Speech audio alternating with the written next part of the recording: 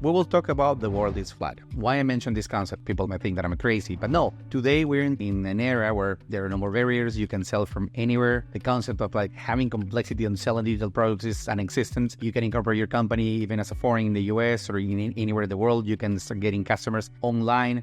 So the world is flat, actually, what just means that I know that you have physical products that might be complex, but in general, if you're talking about the digital world, you can do whatever you want from wherever you are. And after COVID, you don't even need an office. Going into the mindset, I want to touch base with the first concept, breaking the mindset, meaning many of us in general, and myself included, I have biases like from whatever you are, from Latin America or not, and we will talk about growth mindset and fixed mindset in a different module.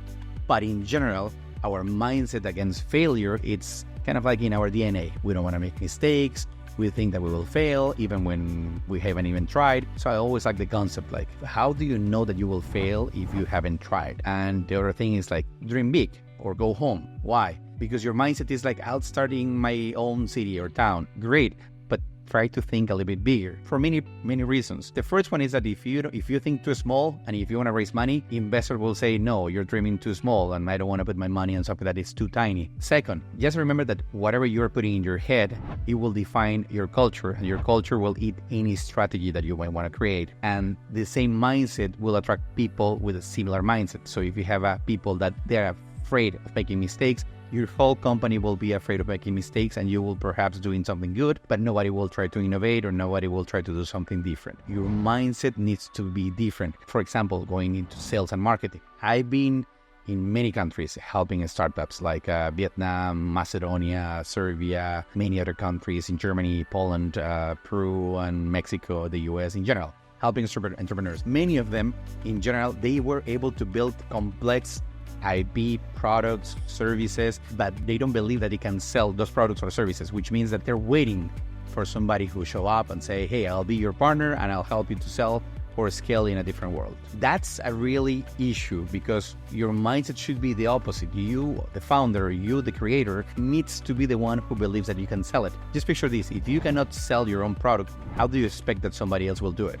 That's the thing that we need to change in our heads. I'm not saying that will go forever. Like in my case, I started selling services. I didn't like to sell because it's not in my nature, but I have to do it. My mindset was I need to be able to get customers. Otherwise, the company is dead. So the same thing happens with many founders. They need to understand that sales machine or the sales are the ones who is driving the whole growth. And you need to do it until you scale and you get more people and so on. But that's kind of like the biggest issue that I find. The other issue that I find on the mindset of many entrepreneurs, it's like they don't believe, or they believe that the scaling is too complex and it's going to cost a lot of money, which in reality is not. As I mentioned at the beginning, the world is flat.